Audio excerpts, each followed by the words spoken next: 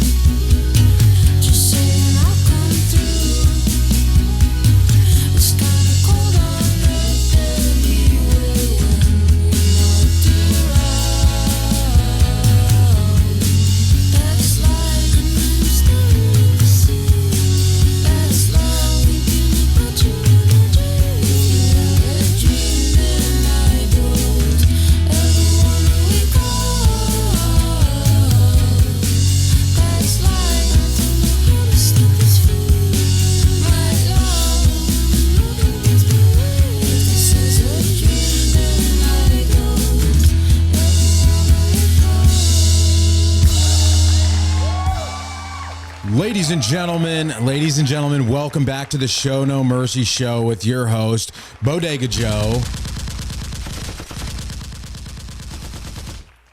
How's everybody feeling? We got a lot to talk about. That was Wet Leg with Davina Mcall. Give it up for Wet Leg.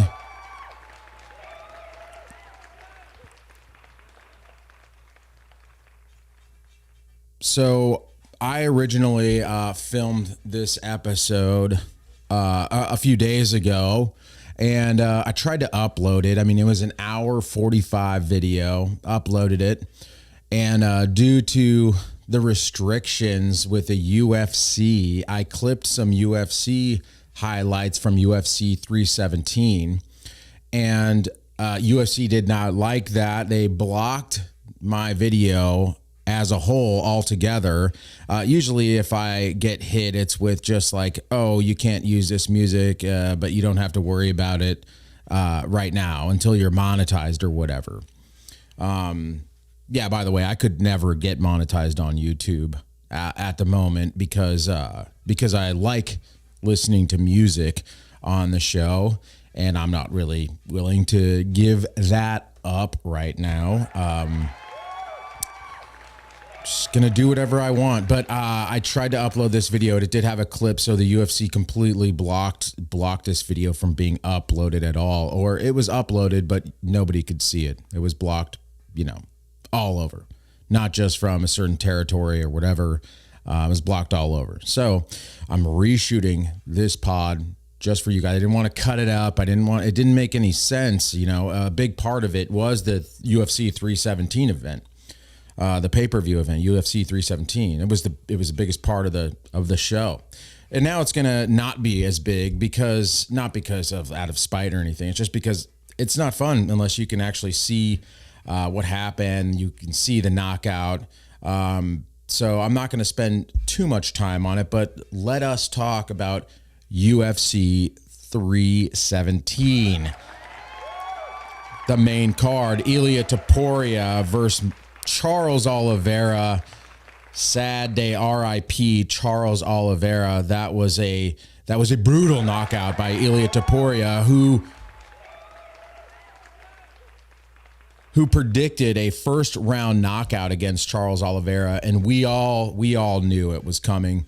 It was tough to watch but at the same time, it really just kind of solidifies Ilia Topuria as being probably one of the biggest names in combat sports right now. I mean, that knockout video has 11 million views. It probably has more by now. The knockout video, the UFC knockout video that I used, it had 11 million views when I looked last a couple of days ago. It had like 9.7 million views the morning after UFC 317. The other one was Max Holloway knocking out Justin Gaethje. I believe that one had 9 million views in like a few months or whatever. So this was a really big deal. Ilia Topuria obviously vacating the featherweight belt, the featherweight title, to move up to lightweight, to go ahead and fight Charles Oliveira for the vacant title at lightweight that Islam Makhachev left behind to move up to, I believe, welterweight.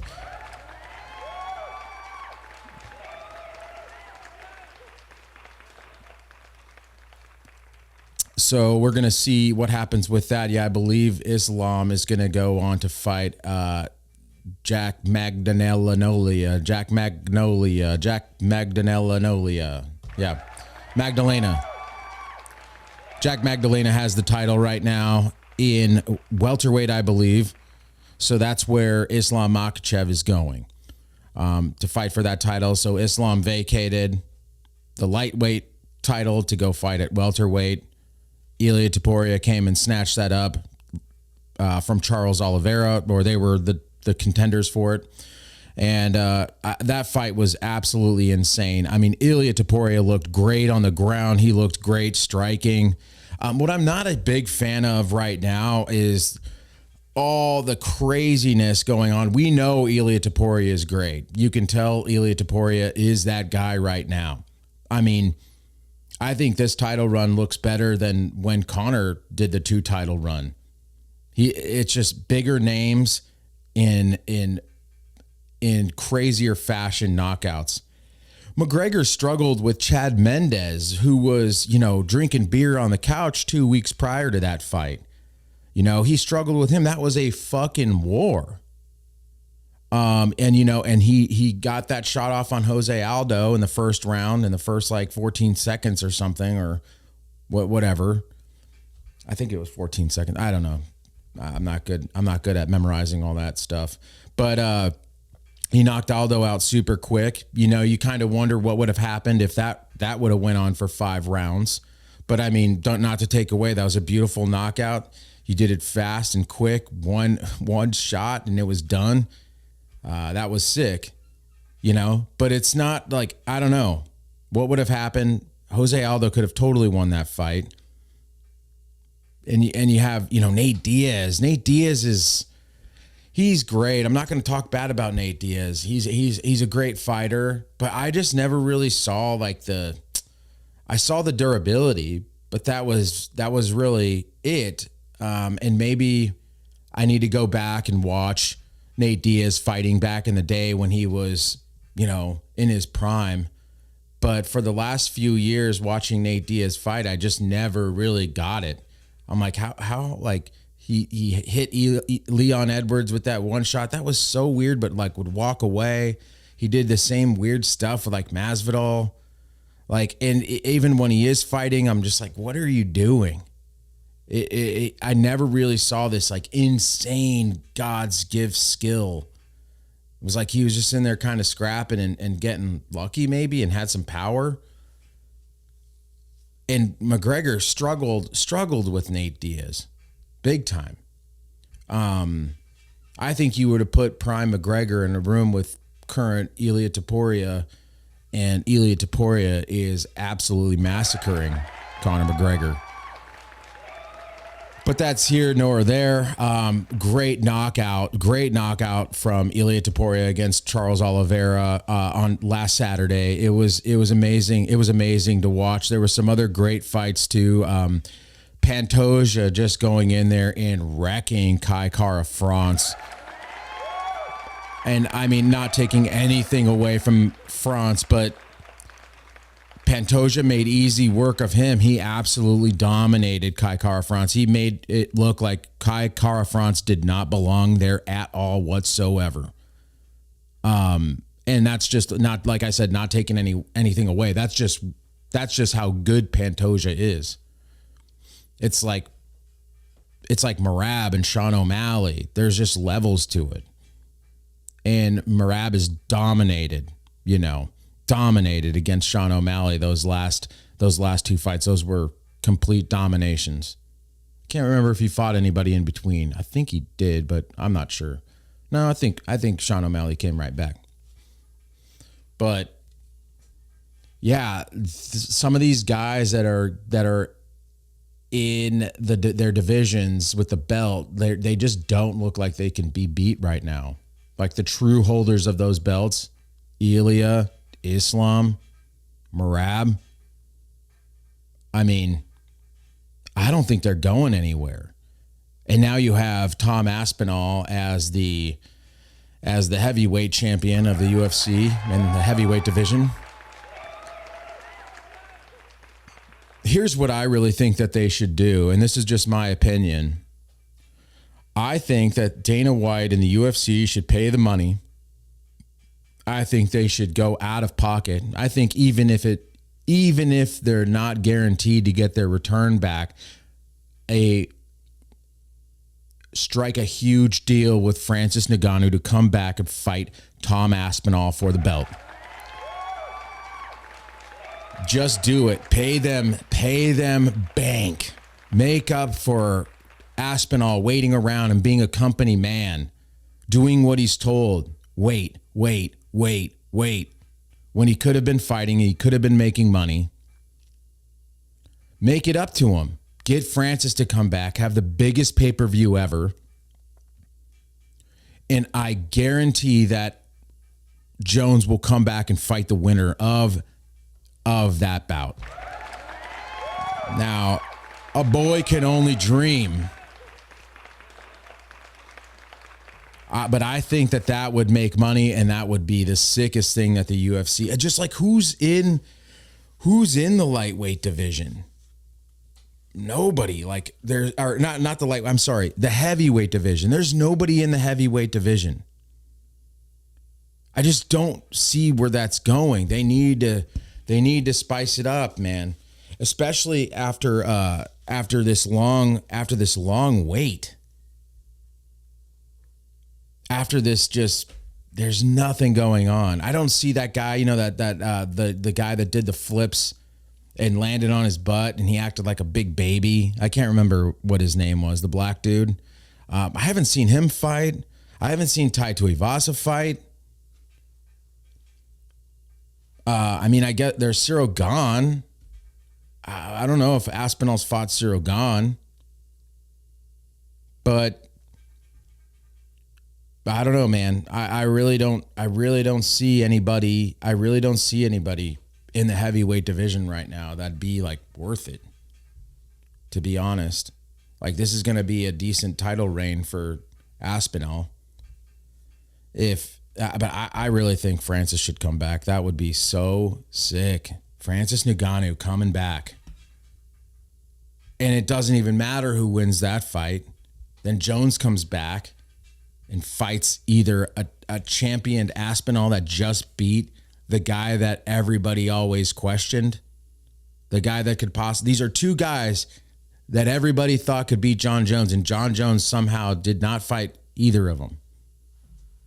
So it doesn't matter which way that bout would go. Either way, you're banking on that one, and you're banking on when Jones comes back. If Jones comes back.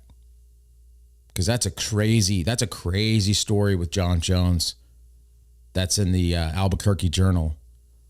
We talked about it a little bit last time. But what I didn't talk about, too, was they actually called Jon Jones on the phone. So Jon Jones, I'll just reiterate here, I'll brief you guys on the situation just real quick because we talked about it in the last one. But police responded to a vehicle that had crashed. They noticed there is only the only person in the vehicle is the passenger. It's a woman. She doesn't have any pants on, and she's severely intoxicated and claiming that Jones was the driver. So not only is the vehicle, you're leaving the scene of an accident. You got this lady with no pants. It's not your wife. It's just all bad. Who knows if he bounces back from this? Who knows once the details come out, if Dana White will still even want to fuck with Jon Jones. We're really going to have to see how the legal situation pans out in this one. But I guess the cops called Jon Jones on the phone. The woman called him. And Jon Jones started making weird threats. Something about that his brothers have killed for less. Basically, leave me alone or we'll kill you. We've killed for less. What does that mean? Are the Jones brothers going around and committing murders on like prostitutes? What the fuck does that even mean? Where do you even get that? Find out where these brothers live. Go to Albuquerque, go to the police department, start pulling up cold case files of dead hookers. I don't know. Maybe you can link them. Why would you just randomly say, my brothers have killed for less? Man. And then he just starts, he just starts yapping. Hey man, it's bizarre. Go watch the video. But that's what I was thinking. I'm like, where is he getting this from? What's this story? My brothers have killed for less. That's interesting. Anyway, yeah, let's move on. Oh, I had somebody call me the other day. Well, I can't remember. Maybe it's on one of my videos. They called me Dollar-Store Keemstar. I'm just gonna say I am so offended at this. This is Keemstar right here. I mean, like, I get it with the beard and the hat and the sunglasses, but I have never ever worn my hat like that, and I have never wore these cheap Costa sunglasses right here. I mean, come on, dude. This guy is a dork. I get it with the hat, the glasses, and the beard. I totally get it. You put a bunch of guys with hat and glasses and beard, and we're all gonna look something alike. But this guy, as you could just tell by his style, bro. What is this hat? With the crooked hat? I like my hat straight. Nice little curve in it. $5,000 sunglasses. Like, this is not. I mean, look at this. Look at this shirt. You can just tell this shirt. Cheap. Not even a heavyweight.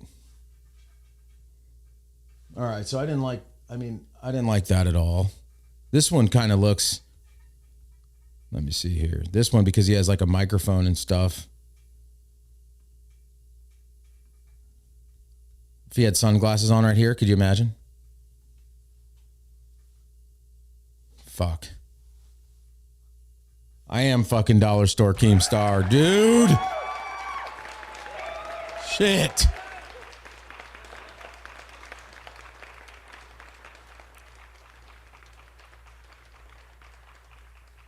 All right. Okay.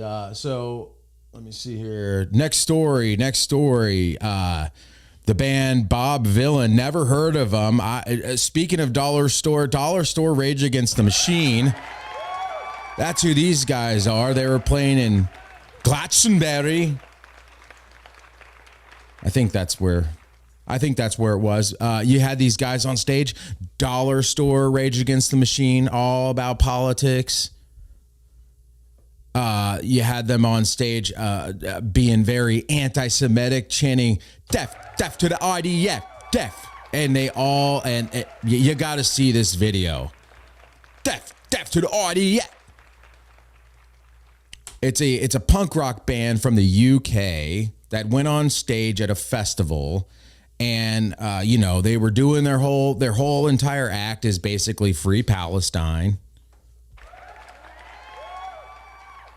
Which is one thing, and everybody's waving Palestinian flags, and these guys are being all political. Rage Against the Machine. I mean, they sound like Rage Against the Machine, minus good music and lyrics. So anyway, they're called Bob Villain. Go look them up. Read their lyrics. I mean, it's kind of very. I'm going to go with the Lars Ulrich. It's very stock. Yeah, it's very stock lyrics. There's not much thought into them. It sounds like the lyrics are like angsty 12-year-old slam poetry book. That's what I feel when I read the lyrics. I'm like, this sounds like a slam poetry written by some angsty 12-year-old.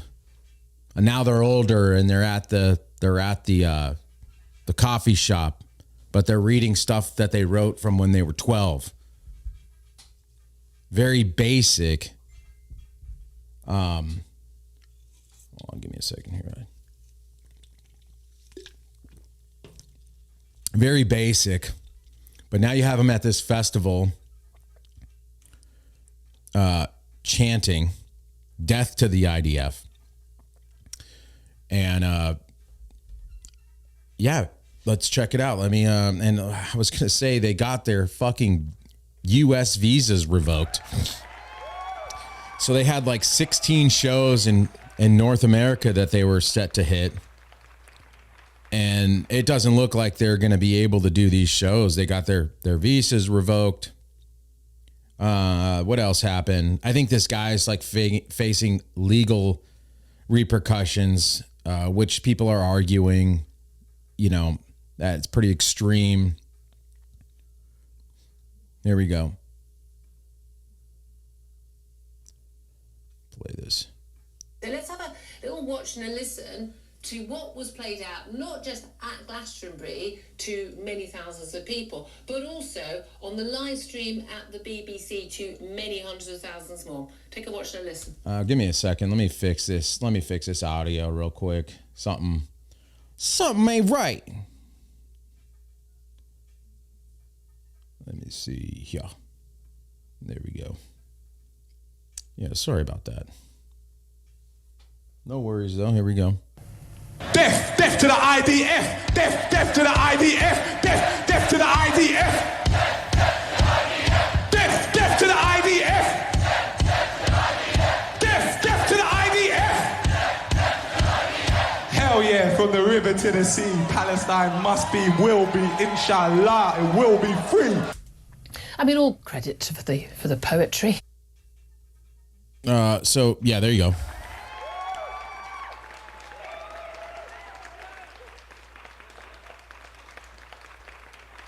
Pretty edgy, if you ask me. But pretty catchy as well. I mean, I don't really have any skin in the game here, but I've been just like the Kanye thing when I was walking around the house saying really terrible things. I'm walking around the house chanting this all day long. Def to the Audi, def to the Audi. It's like super catchy. I was doing it all day yesterday. I couldn't help myself. I mean, you're not going to be able to help yourself. Look at this. Death to the IDF. Death to the IDF. Death to the IDF. Death to the IDF. Death to the IDF. Hell yeah, from the river to the sea, Palestine must be, will be, inshallah, it will be free. That is cringe. I'm sorry, dude. It's catchy, but it's just like, God damn. The virtue signaling, because these guys really think that they're like making a difference, and they're not doing anything except for just playing music at a festival. Like, listen to what he says. This is like, so look, we're not pacifist punks here. Over a dog villain. We're not pacifist punks here. We're not pacifist punks. We are the violent punks, because we are the violent punks, ladies and gentlemen. You gotta get your message. Ooh, so edgy and scary. That is the only language that some people speak, unfortunately. This next song, we want to dedicate it to every single band that is using their platform to speak up for the Palestinian people and speak against the crimes that Israel, the UK, and the US, and much of the Western world. What he's talking about, he's giving a shout out to the bands that are like them, that are using their platform to, for these anti-Semitic comments. Like he's referring to Kneecap that played at Coachella. Kneecap had a big sign that said, "Fuck Israel, free Palestine," or whatever.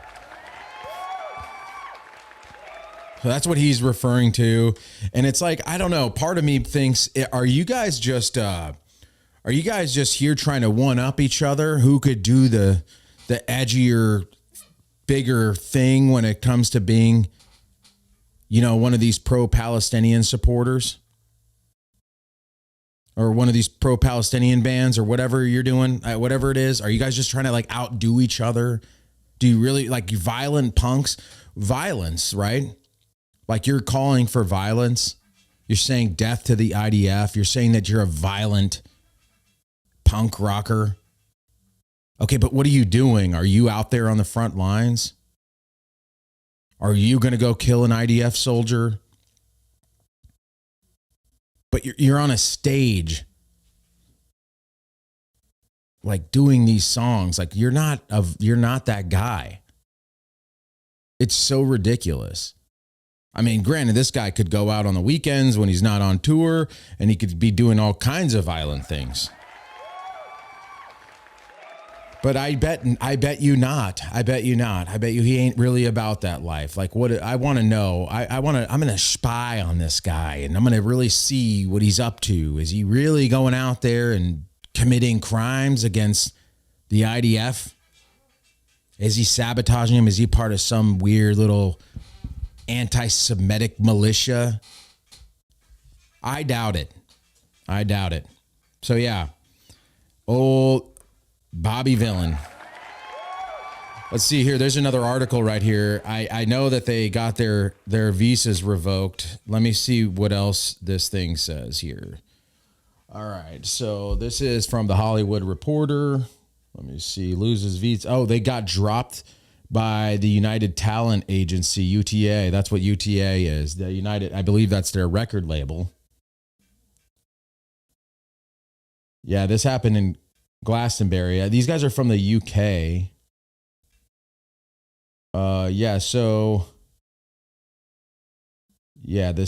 The Deputy Secretary of State, revoked their visas, which is it's gonna affect their tours coming up. They think it is. I don't see why it wouldn't.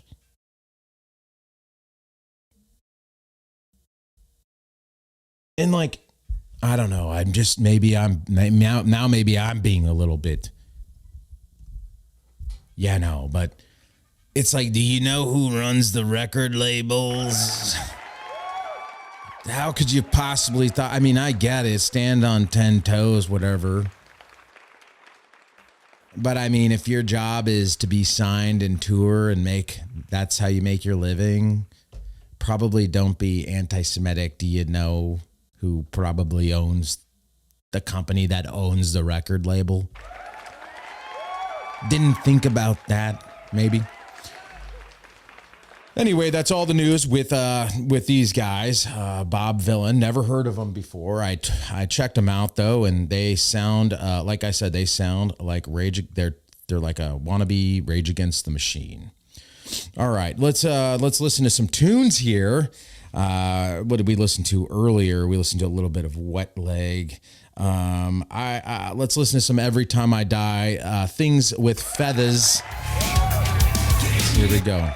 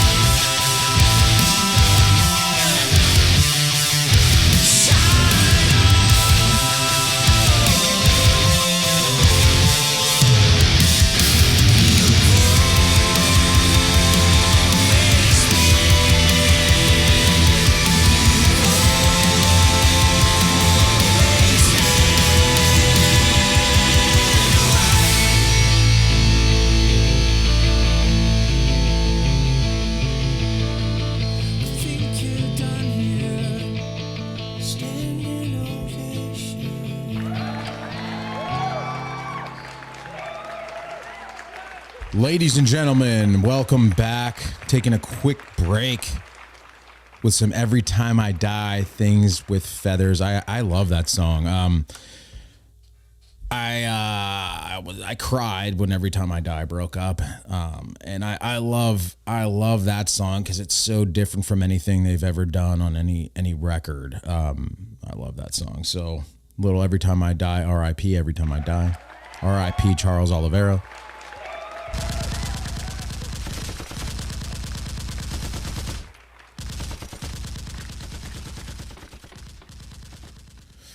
So let me see here. What do we got? We got obviously the Liverking and Joe Rogan drama. Have you guys heard about this?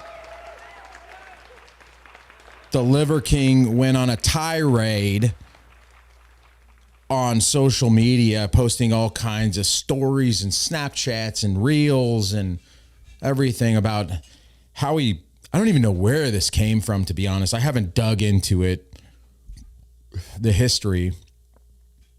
I haven't dug into the history on this one, but obviously everybody's heard that this Liverking guy, the guy that's on YouTube, like eating raw meat, and he's like super jacked, and Joe Rogan's talked about him before and kind of called him out for using steroids. Liverking denied all these things, and then got caught, essentially, got called out. And then everybody knew that he was doing steroids, even though we knew the whole time. It only made sense, but he denied it for so long. He looked like a big fucking liar. And then, you know, he still was out there kind of being relevant. I think he would have always been relevant if he would have kind of came clean. So many people do steroids. It's not even a problem anymore. So many people do steroids, man. It's completely normal. And then the guys that aren't doing like the illegal stuff, I mean, they're going to the doctor and getting prescribed testosterone. I mean, it's a big trend. So it's not even a big deal. I think Liverking fucked up by not admitting it right off the bat when he should have. But anyway, he could see it as this thing that kind of caused him to have this downward spiral, you know, and it all started with Rogan. Maybe that's where the history comes from, because Rogan was like the first guy to say it. I mean, everybody was saying it, but not at the level, because Rogan's platform is so big. So when he was talking about Liverking not being natural or natty, it became widespread. And then you had people getting Liverking on, asking him if he was natty. Andrew Schultz had Liverking on. Bert Kreischer had Liverking on, asking the same questions. But Joe Rogan always knew. And then it became a thing. I think somebody leaked his finances, or the banks, some kind of transactional documents got leaked for what he was buying, and it was just all these illegal drugs, illegal steroids. I mean, obviously, the guy is he's just beyond ripped. It does not look natural. There's like a bunch of pictures of him, like before pictures, like 10 years ago, and it looks like a completely different guy. But anyway, so you have that whole drama, and then so Liverking started making these reels. We'll watch a couple of them. And it was basically just threatening Joe Rogan, threatening some other people, but mainly Joe Rogan. There's even parts in there where he said he's going to kill Rogan. Liverking got arrested for terroristic threats against Joe Rogan. Joe Rogan made filed a police report against the Liverking. Got Liverking locked up for a couple days. Liverking had to pay $20,000 to get out. And then he got out and he's saying the same fucking thing over again. So this guy is apparently there is proof that he uses other drugs as well, like not just the steroid stuff. There's like some really bad drugs going in that guy's body. One pupil is like fucking dilated all the way, looking crazy. The other one's normal. Like the guy is completely twacked out of his mind. But he's still now making threats. And I don't know what's happened in the past couple of days. He could have got locked up again or something, but he went back and just started making the same threats over again. Let's see if we can find any cool videos on this. Let me check it here. All right, let's see.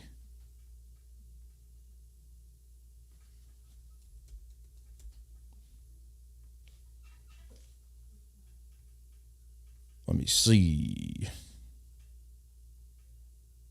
Yeah, there's all kinds of crazy stuff here. Let's check this one out.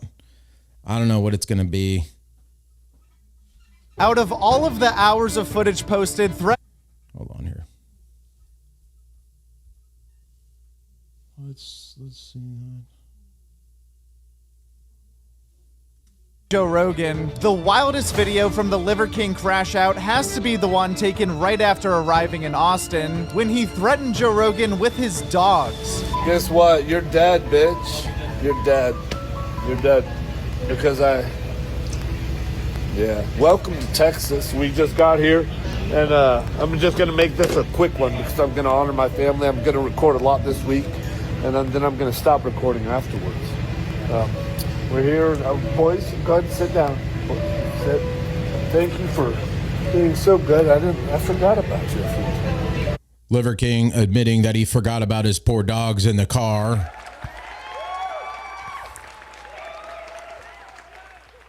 Look at these dogs, dude. I mean, they're cool dogs, but something ain't right with them. They don't like this guy. You can tell. They know something's up. You know, dogs have that like sixth sense. They have like the intuition. Look at the face on him. He's like, oh, fuck, this guy's here to fuck me again. This guy's going to put his fingers in me right now. Shit.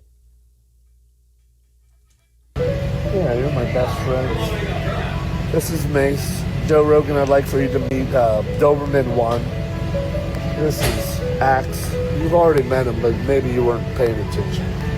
I'd like for my family to meet your family. Out of all of the Yeah, so that's one of the videos. What a creep. Super weird. Let's see if there's any other ones. Any other good ones.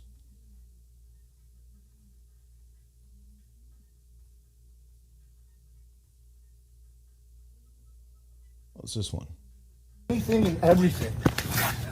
Because Joe Rogan, we don't have to make videos to protect. What the fuck was that, dude? Look at this guy. I saw Sean O'Malley from the UFC, shout out, did reenacted this video. We'll have to look at that one. But yeah, dude, what is with the crawling? He's like, it's everything and everything. It's anything and everything. As he's gorilla crawling. I don't know if this is supposed to be like an intimidation tactic here. Because Joe Rogan, we don't have to make videos to pretend anymore. Anything and everything. What? Anything and everything. Because Joe Rogan, we don't have to make videos to pretend anymore. All of this is happening. We're coming to you. I've challenged you man to man. I mean, there's the pupil situation right there that I was talking about. Look at these things. Something ain't right. Some kind of medical issue or something, dude. Look at that. Very weird. One pupil is the size of his head. The other pupil's normal. Honorable. And we don't have to pretend or make any videos. The world is watching. They'll make the videos for us. And you don't have to hold a camera. You can hold the hand of somebody that you love, because what happens next to you, you're going to need to remember that feeling. You're going to need something more than what you did to give you something to fight for, because I have my family to fight for. And I'll die for them, you know that. And you're a black belt, but you've never come across something like this. Willing to die, hoping that you'll choke me out. I pray to God, because that's a dream come true. It feels good. And then the limbs, I'm fighting for my family. So limb. Go ahead. Wait, gentleman, Liverking? I don't know, dude. I don't know what's going on with this guy. Something ain't right. I said, hold up, wait a minute. Something ain't right. Something's wrong. Something's wrong there. So yeah, I would have called security as well. I would have called the police as well. Let me see. So Liverking has to be, he's way far gone. I don't know if he has prescription medication with the steroids. I don't know if he's doing some other illegal shit. Like I don't know. This is like some crackhead shit, wouldn't you say? It's weird, man. Strange, bizarre behavior. But I would be nervous if I were Joe Rogan as well. And you know what I wouldn't want people to do is expose what type of security I have. You can look up on Google, you know, what type of security does Joe Rogan have? And it'll tell you something, I'm sure, but you can't trust that. You can't trust that as fact. What you can trust is your best buddy, Brenden Schaub, who's probably been to your house, who knows what type of security. And now you have Brenden Schaub on his platform talking about the type of security that Joe Rogan has. And I think that that is a breach. That Brenden Schaub is a liability. He just fucking talks. He doesn't think, and he just talks. He's done it. He's done it a bunch of other times too, where you're like, "Hey, shut the fuck up." Probably don't say that. And he's not forward thinking. Like, he doesn't really have street smarts. Fucking raised by his mother. Probably. Brenden Schaub, you guys know how I feel about him. Sometimes his content is funny. There's some things that I can appreciate or some things that'll make me laugh. But Brenden Schaub he's this faux comedian. Like, Joe Rogan gifted Brenden Schaub his comedy career. That's how bad Rogan didn't want him to die in the UFC. I mean, you saw it. It's a big video. It's a famous video where Joe Rogan is telling Brenden Schaub not to fight anymore. That he would stand no chance against the guys across from him once he starts getting into the top 10 or top 5 or whatever. And Joe Rogan essentially is like, "You gotta get out." Brenden Schaub's like, no. And I think in turn, Joe Rogan gifted Brenden Schaub a new career in comedy. That's my opinion. So you would think Brenden Schaub can pay it back. He could pay it back by keeping his fucking mouth shut about Joe Rogan's security and what he's got. I don't care. I don't care what you say. I don't care if you think it's common knowledge. Shut your mouth and think for a second. Now you just made it a fact what type of security he has. Now people know exactly what to do in order to get past that security. I'm not saying they will. That's not a threat. I'm just saying, watch what you say. Part of my security is that nobody knows what I got going on. That's one of the layers of the onion, the unknown. But if somebody's saying that this is a fact and this is the type of security you have, I think that that's a problem. I'm a security guy. I know it's a problem. I know security like the back of my hand. I've read tons of books. I've done it. I know security, man. And I know that that's a problem. I know if I was Rogan's head of security, I'd be giving Brenden Schaub a call. Hey, fucko. Why the fuck are you talking about what kind of security systems we have in place here at the ranch? But anyway, let's take a look at Brenden Schaub and all of his friends. Their take on the only thing coming to my here. Let me see. So I don't know who this guy is. I have no idea. Mike something.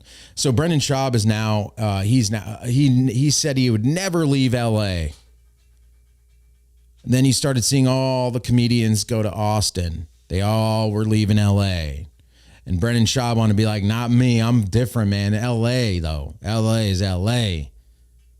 But I think Brian Callen even moved to Austin. So Brenden obviously had to jump on that wagon as well. Now he's in. Now you got the whole new set for Fighter and the Kid, which looks like shit, by the way. I mean, I think it's absolutely terrible. It's so stock. Like these lame ass recliner, or not even recliners, these lame ass like seats. I don't know. I don't like it. The other one was way better. I mean, I picked apart the other one too, but this one is terrible. It's so plain. It's ugly, dude. It's ugly. Looks exactly like mine. Looks 100 times better than my set. Now, this is an ugly ass set though. But anyway, I don't know who this other guy is, Mike something or other. And so they're going to start talking here about Rogan and the Liverking situation. Like, I want to know, like, because he clearly in his videos, and I've stayed there a million times, he's at the Four Seasons downtown. Yeah. That's where he got arrested at. That's crazy. That you have to be a rapper usually to get arrested at the Four Seasons. Yeah, Four Seasons pretty loosey-goosey. Yeah, it's like... I don't know. I would love someone who's an expert in the field, like an attorney or a cop. But I think Lex is here. Lex is attorney by trade. Oh, you know, you're an attorney. Okay, so you know. Let's take a little break because listen, UFC 317 is here. Wow, it's UFC International Fight. Did I really have a time code for when his fucking ads hit? And I don't know who this other guy is in the studio. I want to find out who this other guy is. But let me see. We'll start here at 1930. Roughly. Bananas. But he did say his whole purpose into flying to Austin and then finding out where this man lives, where he's with his family, he's going to come there and get into an altercation. That's now let's say crazy. Now let's say that there's a world where Joe doesn't have the highest security special forces surround him at all times. Let's say there's a world where the Liverking was able to get to Joe Rogan and Joe was down. Joe would take him out. But that's not really a fair. Liverking can't fight, y'all. No. I know he looks. He's tiny. First of all, smells You like. seen hummus. Joe's kicks? That's the only thing coming to my mind is Time out. Shut the fuck up. Shut the fuck up. That's what you have to offer to the. Who is that guy? Have you seen Joe's kicks? Yes, we've all seen Joe Rogan's kicks, dude. It's like one of the most watched Joe Rogan videos of all time. Him kicking, him showing GSP the kicking thing, like all the we've all seen the fucking. Have you seen Joe Rogan's kicks? No, dude, you're the only one you're the only one. There's only a select group of people that have seen Joe Rogan's kicks. No, dude, everybody fucking seen that stuff.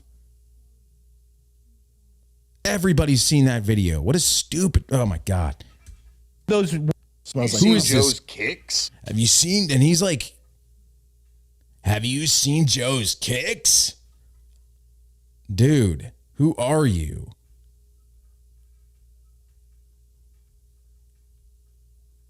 Is that an OA? That's an OAF Nation hat. Interesting. Who are you?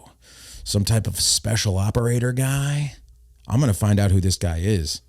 He's probably some like army guy or something. Some Marine, some special forces guy maybe. That's what, the only thing coming to my mind is one of those wheel kicks. Shit, what's going he on? was showing one of those Everybody back up.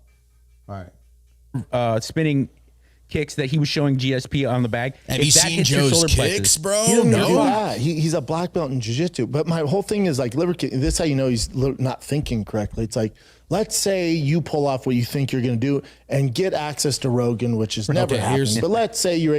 Here's where Brenden starts talking about Rogan's security, which I think is a big problem. Get through the fucking wall of special forces security that he had. Wall of special forces security. Got a wall. Okay. Jump the gate that he has. Jump the gate. And judging by how he did that, it's about 12 feet tall. 12 feet tall. Bring ladder. Security. Get through all the bullshit. The guns, the dog. Okay, guns. Watch out for guns. Approach tactically. Dogs. Bring ground beef. Fucking luck. But let's say he has a special set of skills and he does that. And then you get face to face with a guy who's trained in fucking Taekwondo. He's a black belt. competition black belt in Taekwondo, knocked out a million fucking dudes, not to mention he's a black belt in Jiu-Jitsu. Again, buddy, this is how you know he's not thinking clear.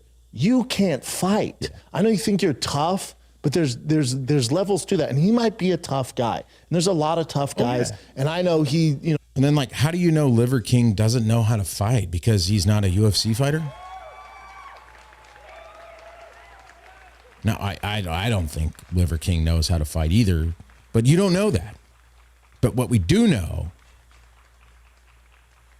is exactly what type of security Rogan has on his property. And that's my main point.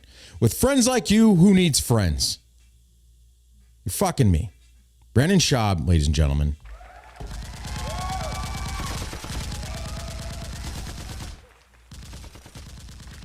Absolutely ridiculous. What else does he have to say? Barefoot and takes shits laying down and does enemas, and he's tough in his world. There's levels to toughness, dude. And if your goal is to get attention by fighting Rogan and to go viral, you go viral. Yeah. But you can go viral from getting beat the fuck up, dude. Yeah. And how is that superior to where you're at right now? Going through all that and probably having it being on video of Joe massacring you. And like, how is that how is there an upside? I don't get, and your kids are like, Jesus Christ, Dad. But also, this is how you know, like, money doesn't buy happiness. Jin, look up his net worth. Do you know how much Liverking's worth, bud? It's considerable, isn't it? Yeah. It's science fiction money, right? It's stupid. Yeah. It's fucking. Yeah. How do we know this is true though? Because I like some parts of the internet say I have like $50 million. You know, like it doesn't say I have 50, but he made his money off like dentists. He had like a franchise for dentists that he sold. And then, not the arrest. Look up his net worth. This is net worth. All these guys care about is money. Yeah. So anyway, we don't need to see the rest of that. That's my take on it. Rogan's going to be fine. I mean, Liverking, he might kill him. Who knows? Now that he knows, what if Liverking got to him because of this insider information? What if Liverking's able to penetrate the defenses, jump the fence, smoke the security guards, the special forces guards? Yeah. Let me see here. All right, let's get out of here. Let me see. All right. So what do we have next? Jake Paul fought last Saturday as well. UFC 317 was on, and the Jake Paul versus, I think, Julio Cesar Chavez's son, Jr. Something or other. And the delusion it's just so bad. I mean, man, Jake Paul is a legitimate boxer. I'll say it right here. He's a legit boxer. He knows how to box. And you know what? I can't even say this anymore because just before this, I was talking, when I recorded the other episode that didn't get aired, I was talking about how Jake Paul is, it's hard to legitimize you if you are not in any actual boxing rankings. But allegedly, he is now in, I believe, the WBC rankings. I think. I'll look that up. I just saw something. So he's making progress here. He is. And that fight looked pretty good to me. That fight looked really good to me. I mean, the highlights that I saw. I did not watch the fight. I watched UFC 317, of course. But the highlights that I saw of the Chavez Jr. fight versus Jake Paul, it looked pretty legit. It looked good. I think now maybe Jake Paul's getting a little more comfortable. And it looked good. But I mean, these other ones, come on. Silva, Woodley, Tyson, give me a break. Come on. Let's watch some of this. Let's watch some of this JAXXON podcast. I love the JAXXON podcast, by the way. And you're going to see in here one of the big things, because Jake Paul is going on here. I don't know what the situation is with the guy from JAXXON, Bear. His name is Bear, which I think is the stupidest nickname ever for a dude. But Bear is totally riding Jake Paul's dick the entire podcast. It's insane. Yeah, if I wanted to see this kind of gay behavior, I would just go watch straight up gay porn, ladies and gentlemen. It was bad. Jake Paul just getting his knob slobbed by Bear the entire time. And it's annoying Rampage because Rampage ain't down with that shit. It was annoying Rampage. Rampage had to snap at this dude. Bear is like on coke. He's like on coke and ecstasy, and he's horny for Jake Paul. But you'll see you'll see this. You gotta respect Rampage for his patience with Bear in this. Because Bear's throwing Rampage under the bus. He's like, oh, what are you gonna do now? Rampage, he's right in front of you. You're not gonna talk about that? Like it's really annoying.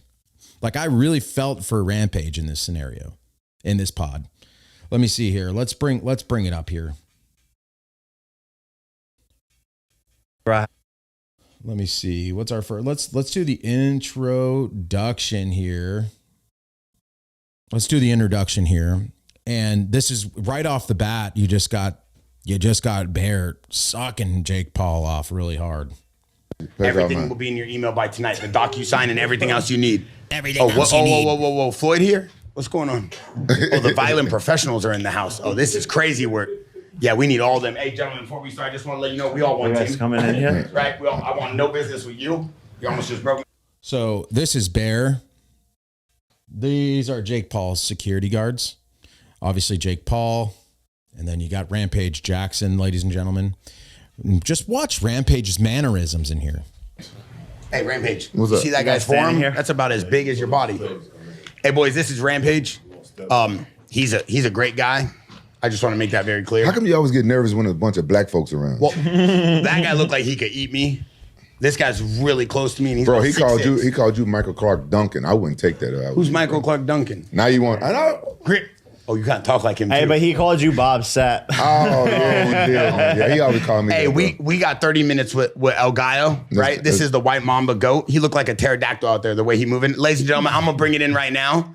The world's greatest entertainer, a man who transcends sport, a social media innovator, a platinum music artist, sold out a stadium with 95,000 people. The one and only, the first boxer to make $500 million from Netflix, Jake Paul, ladies and gentlemen. Fuck yeah! Come on, wake it up. Let's go, baby. Wake up. In the building. Wake up, Rampage. Wake up, Rick. Wake up, Point. Man, look at his people staring at you, man. Sit your ass down. See, this is where already off the bat, like you don't do this to Rampage. Rampage is showing great restraint here, but look at Bear just slamming, being annoying. It's annoying. Boxer to make $500 million from Netflix. Jake Paul, ladies and gentlemen. Fuck yeah! Come on, wake it up. It's like standing up. He's going to go slam the desk. Wake up, Rampage. Telling Rampage to wake up, screaming. Man, look at his people staring at you, man. Sit your ass down. Yeah, we all about that business. For one of them, pop a cap in your ass. That guy. Hey, you always walk around with this much security? No, I don't know. Hey, this is serious. I mean, right sometimes, but Jake Paul says, I don't know, because he knows not to expose what. Are you always walking around with this much security? None of your fucking business. How about that? Don't worry about it. So Jake Paul knows the importance of what you put out in the public about your security measures. Now, clearly we can see here, but when Rampage asks, do you always walk around like this? Jake Paul doesn't give him I don't know. He does know, but he's not going to tell you out in the open in front of, I don't know, 1 million viewers or whatever. I don't know how many views this thing got. He realizes the importance of the security element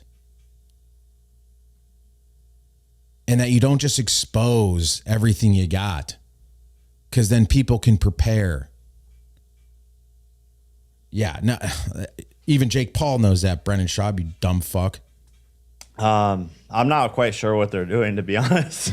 This is serious. I love this right now. Listen, I wanna just jump into this off the break. Dana White, Uncle Dana, we were watching right now on Netflix. He said he didn't know that there was a fight this weekend. What you think about that? What? Nobody knew that Jake Paul was fighting last Saturday. I didn't know until the day of. I'm like, hey, I'm watching the fights. They go, oh, the Jake Paul fight? What? No. UFC 317. The fuck is wrong with you? Yeah, so I didn't know. Jake Paul is not going to, he doesn't believe this at all. This is where I believe the delusion is prevalent here. Jake Paul thinks that Dana White gives a fuck about him. Nah, he's a liar, capper. I mean, he's made up so many things about me. I'm his biggest op, so that's... He's a liar, capper, op. Jake Paul just shooting those terms out there. What are the Gen Z? Those Gen Z terms. He's a liar, capper, op, dude. Bruh. He's a liar, capper, op. Come on. Goes, right? He's going to say all these things. He's the one that started the rigged fights rumor. He's the one that started the steroids rumor. So.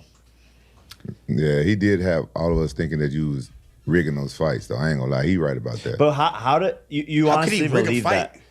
You honestly believe that? I wanted to believe it when you fought Woodley. Why, Rampage? Because I'm an MMA guy. I'm an MMA guy. That's dumb, though. I'm an MMA guy, though. But anyone who believes that narrative, it's like, come on. It's a federal crime. It's illegal. Like, and you think Anderson Silva's gonna lose? And here you go. Here's already off. Here we go. Already off the bat, talking about rigging fights. I love this podcast, dude. I love this podcast because Rampage doesn't give a fuck. He'll just ask whatever. And he'll apologize when he's wrong. You know, but he goes after. They're already talking about rigging fights, and I love it. But what I'm telling you right now is Jake Paul acts like this accusation is so far-fetched and crazy because it's a federal crime. And I'm just saying that it's not that crazy. It's not that crazy to believe this. Stop calling me crazy because I believe something. It could totally be a thing. And despite the federal crime thing, but you see Jake Paul he brings up the federal crime thing. It's a federal crime to fix fights. You have to be stupid in order, Rampage doesn't want to be lumped into that category. He doesn't want to be called stupid. Jake Paul, that's so dumb. Anybody that believes that is dumb. It's Jake Paul propaganda. Anybody that believes that these fights are rigged is dumb because it's a federal crime. And I got a take on that, but let's think Woodley's going to take a fall. You guys, know these guys. Yeah, no, I didn't think Anderson would take a fall, but then he's bringing his friends up. You think Anderson would take a fall? But people think the Mike Tyson fight's rigged. You think Mike Tyson's going to... No, I don't think Mike Tyson would ruin his... Why are you pulling out glizzies? Don't ever disrespect him talking about... Look at that bear throwing napkins. This is fucking chaos. Mike Tyson would ruin his... Look at bear throwing napkins. Don't ever disrespect him talking about fake fights. You want one of these glizzies? No, but I'm genuinely interested in the people. I try to understand, like... No, everybody's saying Mike Tyson pulled his punches. Let's talk about this. Not only is he saying it's a federal crime, he's also saying that you're so stupid if you believe that these fights are rigged, and you can't be that stupid. Come on. And then he's also questioning the credibility and legacy of Anderson Silva and Mike Tyson. You really think that these guys would take a dive like that? Do you believe that these guys are pieces of shit like that would do that for the bag? My thing is, yes, I totally believe that. And I'm going to say this again, and this might be the last time I talk about this. This might be the last time I talk about this until the news breaks, but I don't think it ever will. You've only fought guys that need the money. Mike Tyson needs the money. If you don't believe that Mike Tyson needed that money, Mike Tyson got paid $20 million to fight Jake Paul. It did not look like a real fight at all. It looked like you had a no knockout clause in the NDA that said you would essentially spar each other, medium spar. That's what you guys had set up in the NDA. We're going to go 40 to 50%. You can't knock me out. I can't knock you out. We'll both get paid. And if you don't think Mike Tyson needs the money, you're talking about a guy that's made, I think he's made $300 million or something in his career.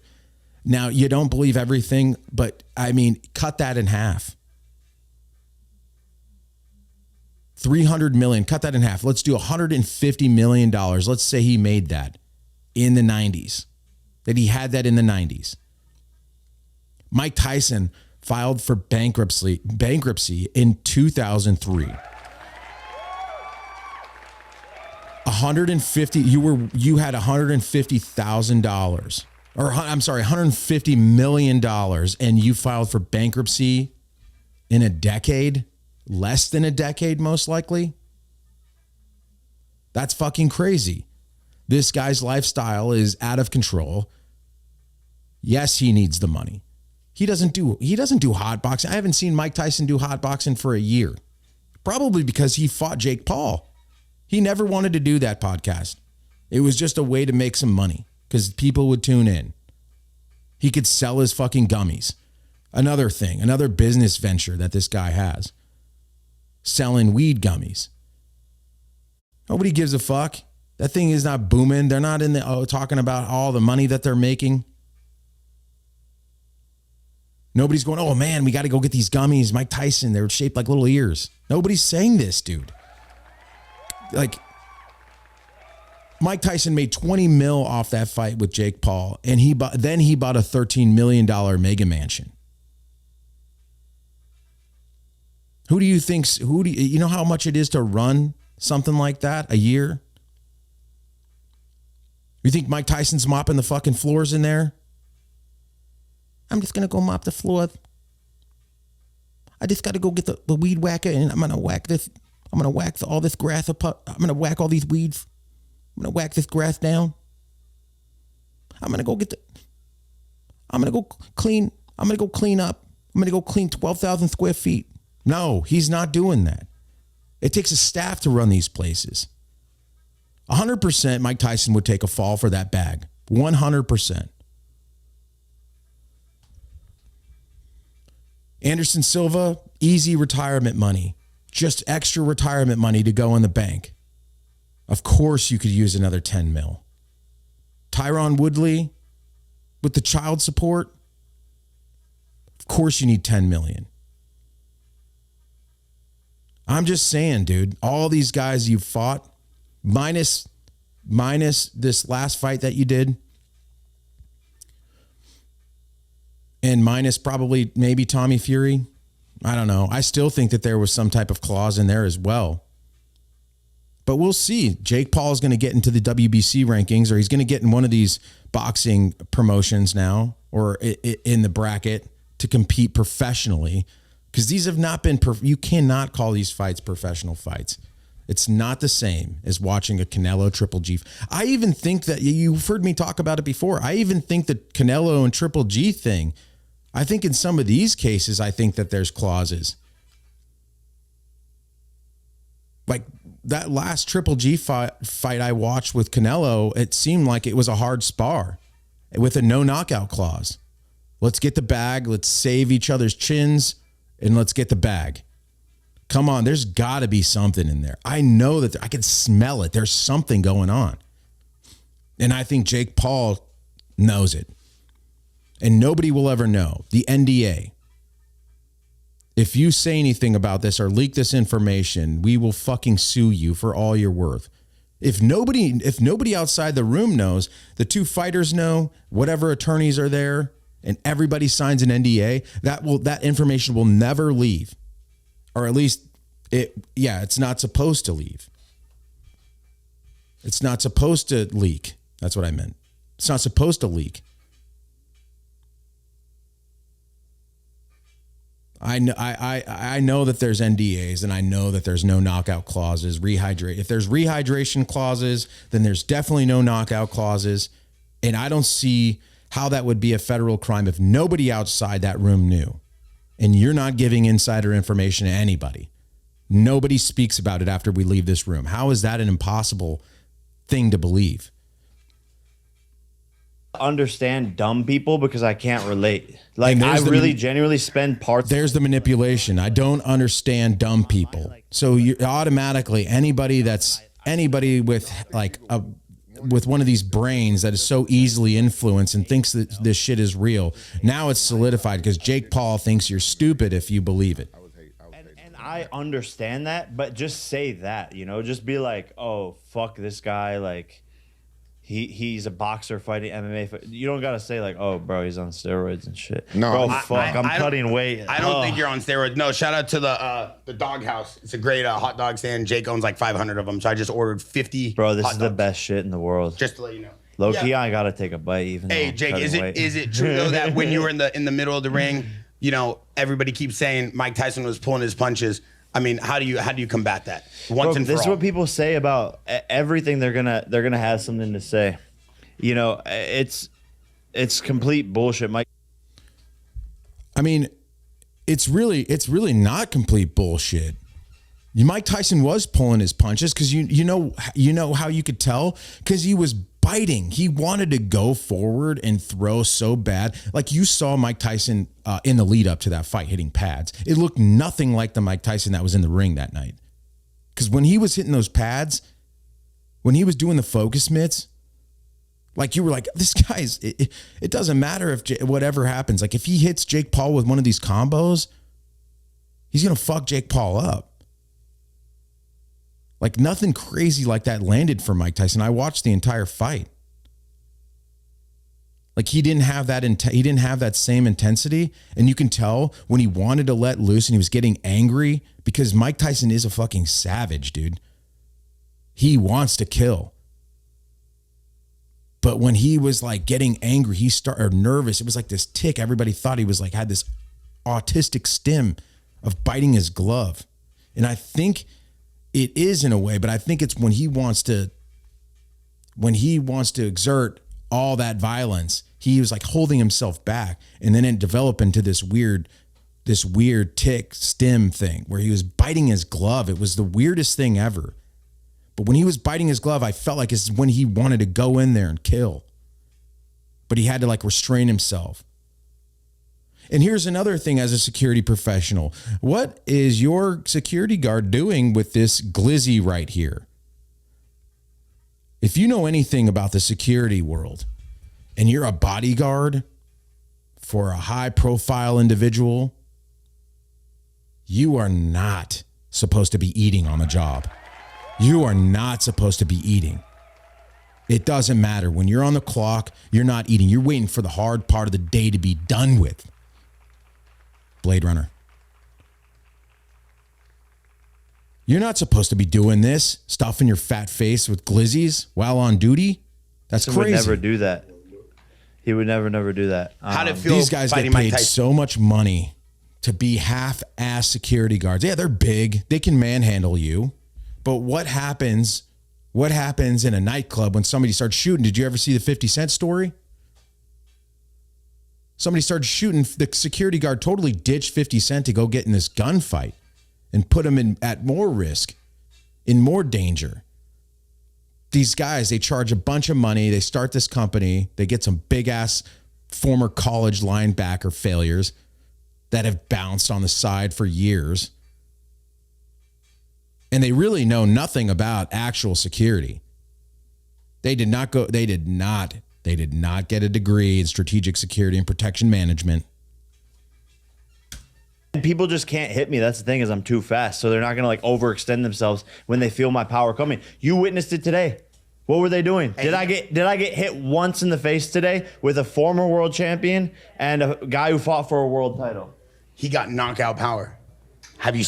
And then another thing, he's like, did you see me get hit in the face? First of all, Jake Paul has a fight coming up at this point, and he's eating these hot dogs. Okay? He's supposed to be cutting weight. When have you ever seen a UFC fighter cutting weight? That is munching on glizzies from the doghouse. Disgusting doghouse with their soggy bread and this flop together fucking catastrophe that goes all over the place when you're trying to eat it. Disgusting. What fighter do you know taking it seriously is eating glizzies a few days before his fight, his big fight, and he's supposed to be cutting weight? Yeah, fucking right, dude. Come on, you guys. Yeah, I seen it, Mister. Hey, you were talking all that loud when Woodley. I seen it. Guy who fought for a world title. And then he's talking about a sparring match that he's had, and he's like, "Did you see this guy do anything to?" No, you're supposed to just be sparring, dude. Like you're just supposed. It's a few days before your fight. You weren't going. You shouldn't have been going ape. So that's like his other thing. Once in the face today with. You witnessed it today. What were they doing? Did I get hit once in the face today with a former world champion and a guy who fought for a world title? He got knockout power. Have you seen some of his knockouts? I seen it. Mister. Hey, you were talking all that loud when Woodley was here. Blink once if this and that. I did. He cleared it up. He made a good point. He said it is illegal to fix fights. It is. Because people be betting on that shit. And bro, people think I'm like a multi-billionaire. They think I'm a billionaire and like, oh, he paid somebody $40-50 million to take a fall like that, bro. I don't have fucking that type of money laying around to throw at people. Yeah, Bear says you're a billionaire for sure. But you legit he tells everybody. You make at least $100 million a year. Not that much. Hey, you cutting. Please don't eat too much of that. Yeah, fuck. Okay. Just one more bite. All right. But bro, that's what I'm saying. People like you are probably one of the top. I want to see this hot dog here. Look at this thing. You get the hot dog and the bun is all soggy because they put so much shit on it. The hot dog is about to fall out of the entire bun. It's not even in there. It's on the top, which is the worst. I'm a big hot dog connoisseur, and this is a fucking mess. This is what I hate. Yeah, this guy's cutting weight all right, isn't he? Highest get the kid a napkin. You're giving them glizzies and stuff. I mean, we heard that you made $100 million a fight from Netflix. That's not true. It's not true? No. Hey, but the rumor is it's like in the 30s, almost 40s. But what Bear was saying that you paid Mike Tyson to show his ass on Netflix, bro. Bear did say that. Was that you? You were trying to get ready. Bro, no, I don't do any of these things. Hey, that's bro. a Jake Paul. That's a Team 10 everyday bro prank. 100%. Bro, who can even think of that? Like, I want Mike to turn around, butt crack out. Bro, here we go too. Here's where you're gonna see Rampage have enough of Bear's shit and snap on him. And it's absolutely beautiful. Same guy who sold out stadiums across the country. You put out platinum selling music songs. Everything you do at the highest level. You figure out how to break the matrix. You for sure told Mike to drop the pants. Bro, no. And that's like some of these moments happen organically. Like gotcha hat, shit like that. Like I think of, but some of this shit just happens naturally. Oh wait, this is not the time code for this. Let me see here. Let's first talk about Canelo. Jake Paul wants to fight Canelo Alvarez. And it's at 8 minutes here. You're not a fighter. Hey, is it true Canelo's ducking you? I wouldn't use the word ducking. I would say that he had to follow through to make $300 million. You know, the Saudis were threatening to pool his $300 million deal with them if he was going to fight me. So he had a 3-fight, $300 million deal, and they were going to pool it if he fought me. So he had to chase the bag, of course. How would you do against Canelo? I would win. You would beat Canelo? 100%. Not a shadow of doubt in my mind. How is that?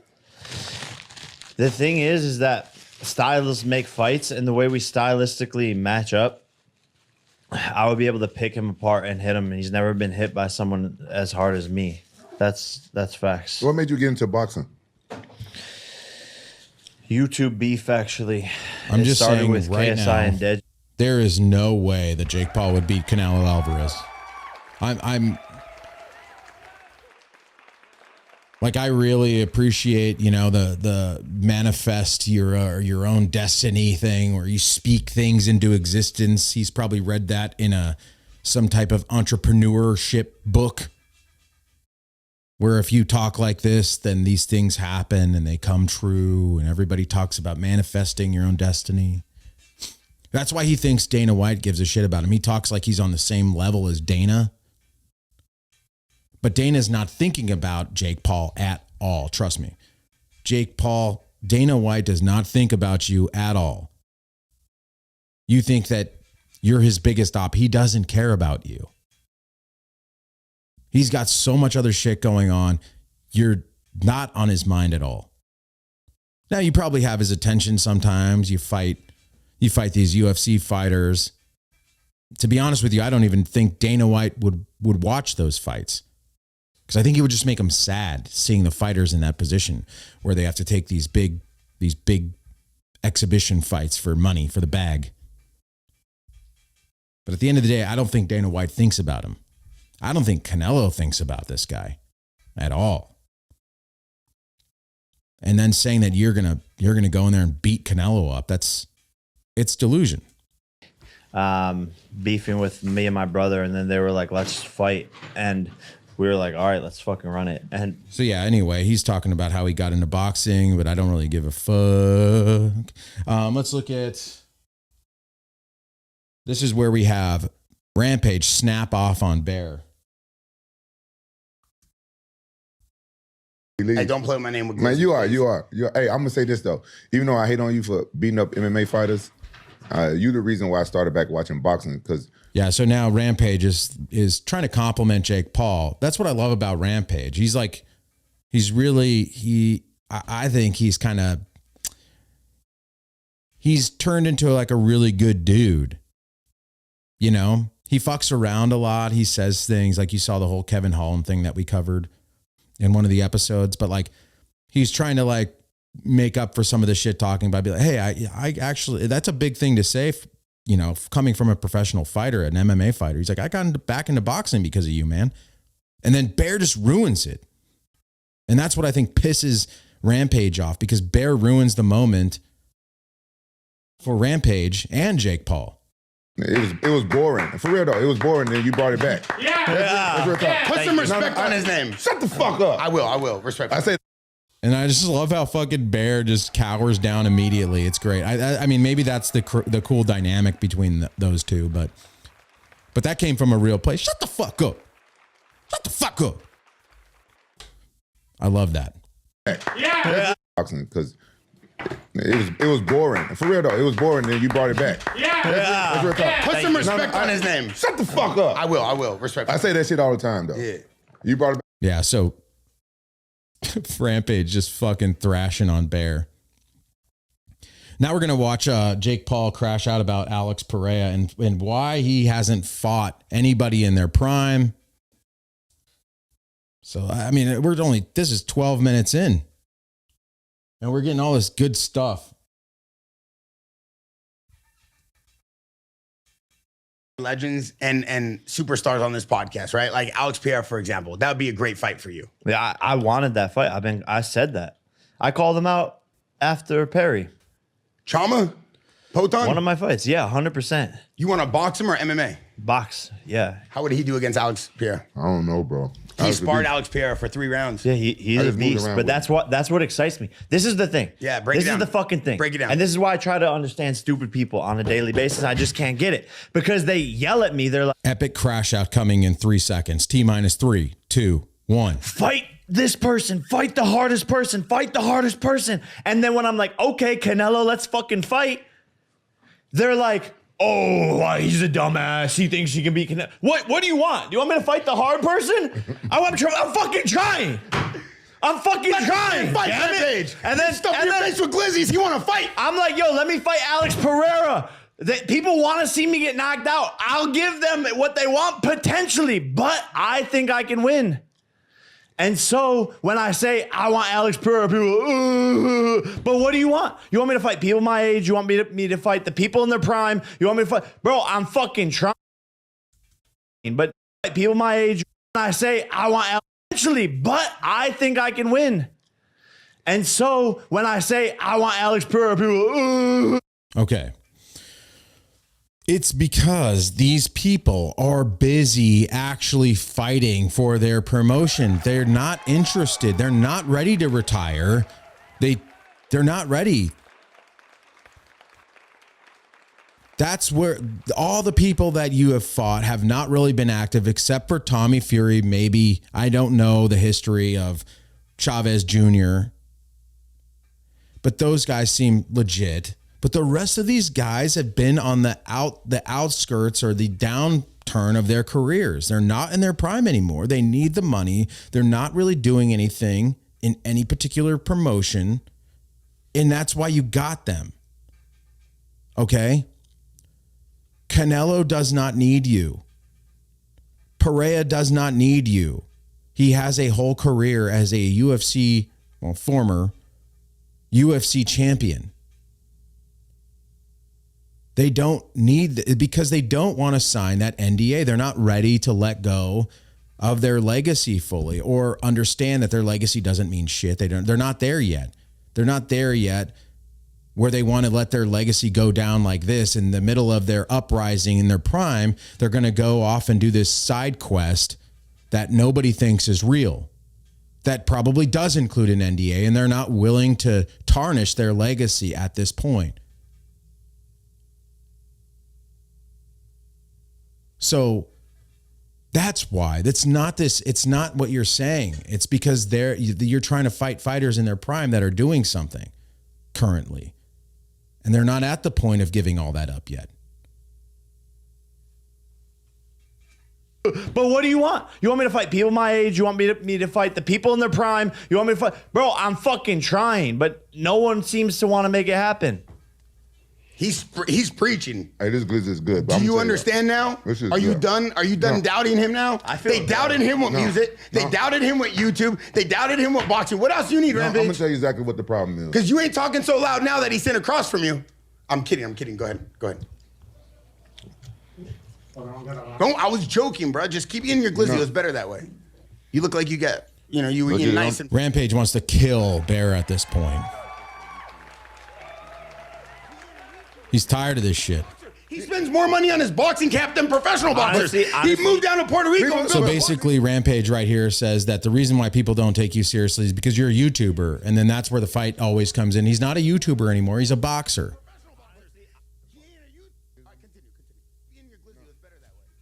You look like you got, you were eating nice in Florida. All right, continue. No, people don't expect for a YouTuber to be doing that well. He ain't a YouTuber. He's a professional boxer. He spends more money on his boxing cap than professional boxers. Honestly, he moved down to Puerto Rico and built a boxing compound. Look at you like a YouTuber still, though, right? No. Not no more. They see you as a boxer now.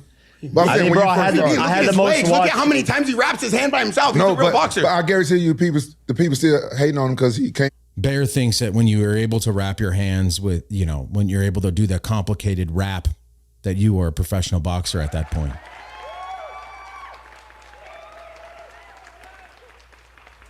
YouTube and started boxing and doing well and kicking real for every hater he has 100 million in the bank. It doesn't really matter to him anymore. No, I honestly, that's what I find confusing, because I know there's an online rhetoric of like hate, but I literally can't walk around any street anywhere in the world without getting mobbed by fans, and no one ever says a single piece of hate. So I think there's the online rhetoric of hate. Okay, yeah, everybody knows it's easy to hate on Jake Paul, but hey, Jake Paul has now entered the WBA rankings, so he will now be competing professionally. So good job, Jake Paul. That's all we were really asking for. I mean, yes, your record is slightly fluffed, most likely, in my opinion. But that's all really anybody asked for. Enter the rankings. Do your little side quest if you're able to finagle that in a contract. Do your little side quest, make your bag, but compete in the real rankings against real fighters, real ranked fighters. That's all we're asking for. Then your credibility is going to skyrocket, man. We know he's a good boxer. He trains like crazy. But we need to see him be in the rankings and fight ranked boxers. And we can have fun still watching his WWE-like performances, on DAZN.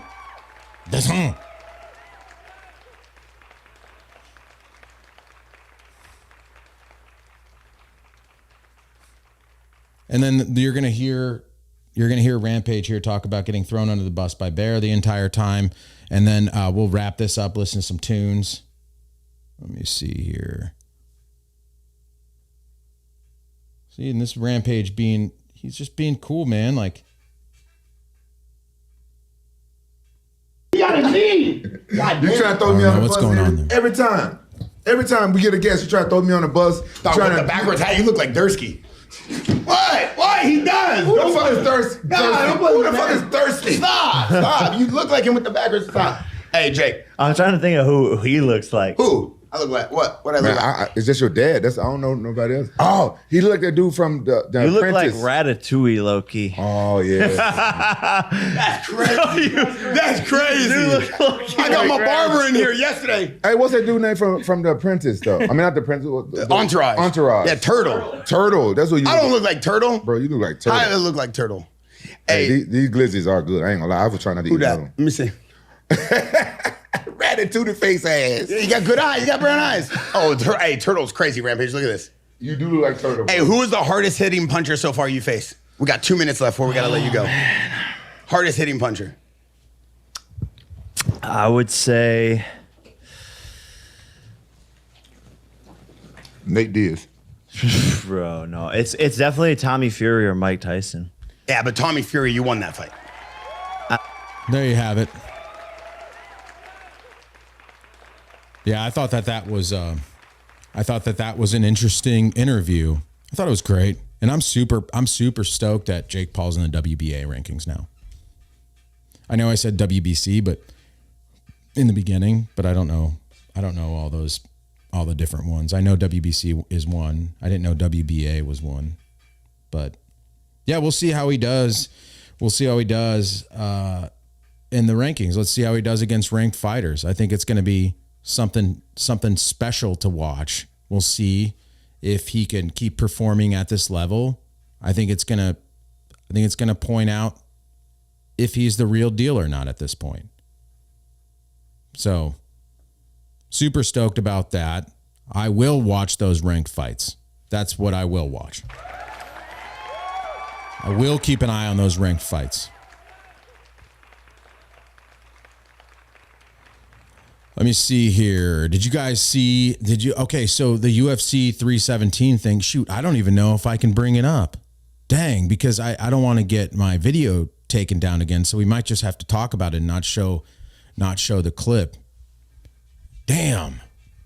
That was pretty good. I mean, it's not that big of a deal, but it kind of is. It's kind of strange, some of the things that go on. So I was watching the UFC 317 weigh-in show, the morning weigh-in show, I believe it was, with DC, Michael Bisping, and Laura Sanko. And Michael Bisping tries to tell this joke where he's like giving Laura Sanko props, like he's kissing Laura Sanko's ass, you know, giving her a big shout out for being this, like, you know, successful commentator in the UFC, and she's a woman, and blase. And then he goes, and of course, and he doesn't even need to say this. He's like, of course, you got, you know, aside from DC, you got the best tits. What? I mean, I know UFC is always like on the edgier side of, you know, freedom of speech and things, but like for a married guy to say that to a married woman on television, first of all, let's just talk about DC here. Like, I thought that was fucking rude to talk about DC like that. I know they're buddies and things like that, but I mean, come on now. It just seemed fucking rude. Not only I feel bad for DC. Nobody even defended him. It was like not a nice thing to say. And then to comment on some married woman's tits when you're married. Like, I wonder how his wife felt about that. Or if she's just like one of these weird broads that doesn't care what her, he's just a perv like that. And she just lets him say weird shit, disrespectful shit. Yeah, I don't know. I thought it was so weird. I did not like it. I did not like the way it made me feel. Michael Bisping's a douchebag. I don't know why he thought that was okay. It was so strange, and the UFC needs to fix their shit. I think UFC, they just came out with, they don't even know where they're going after ESPN. I don't think they're re-signing with ESPN. So I don't know what's going on. It could be Netflix. I just don't know. We need to figure out a way to drop them prices, dude. $100 for a pay-per-view event is crazy. For the prelims and the main card. I mean, I pay it all day long. I love watching uninterrupted 4K, watching that shit in the highest quality. I will never go to a UFC fight in real life. I don't have any interest in going, nor will I watch UFC fights at a bar. I do not want to be around you with your opinion, and it's loud and obnoxious and people are drinking when I can just sit down, have a drink in the comfort of my own home, watch that shit in 4K like I'm in the fucking ring. Would I go pay $600 to watch it through a cage? That's insane. You'll never catch me over there. So, but the UFC needs to fix some things. They need to figure out where they're going to go after ESPN. They need to cherry pick some of these reporters. Some of these reporters are absolutely god awful. I mean, they need to fix. I have so many ideas. They need to fix the press conferences. They need to fix the audio. You know, the camera's always shaking there's like this weird shake, like somebody bumped into it. That's a problem. And then you got like John Morgan. God, I hate John Morgan. He's so annoying. He's always asking the same questions. Dana White has to roll his fucking eyes. The only reason Dana White lets John Morgan in there is because he's kicked out so many, like Ariel Helwani, like, you know, he doesn't want Ariel Helwani around, and he doesn't want to look like an absolute tyrant. So he just deals with it. Like, as long as it's not Ariel.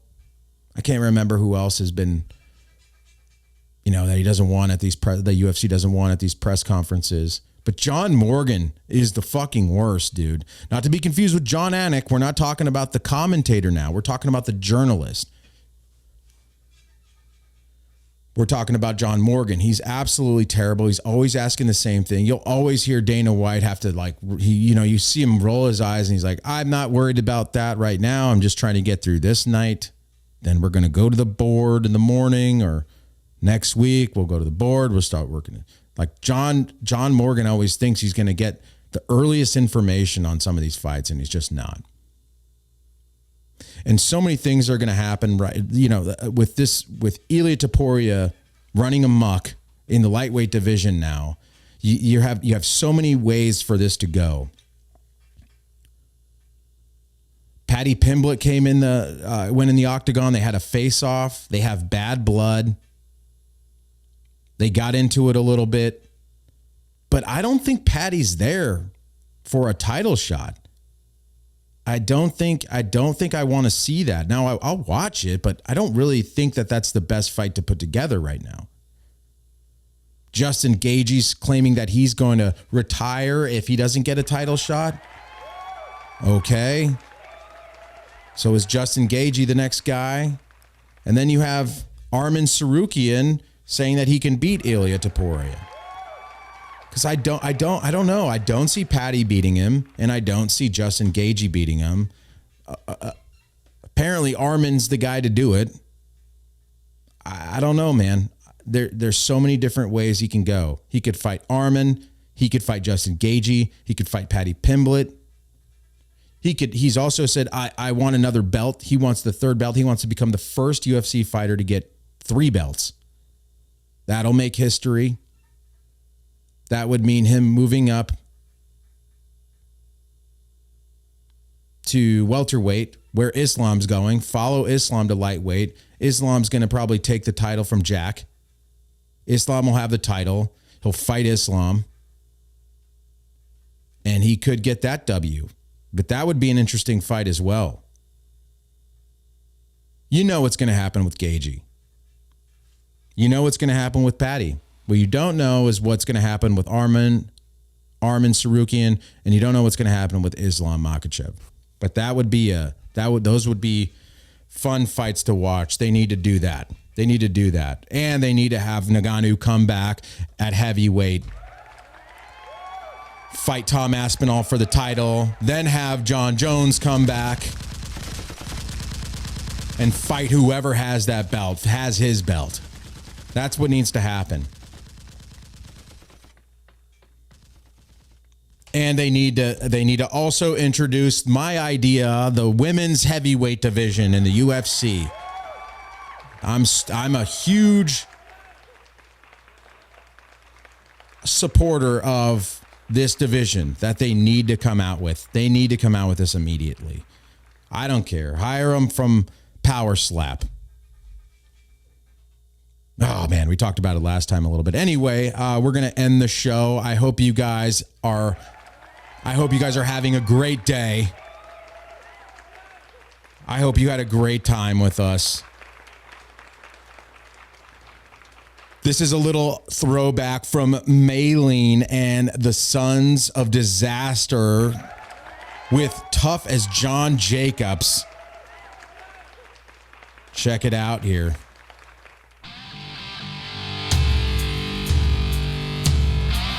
Thanks for coming out.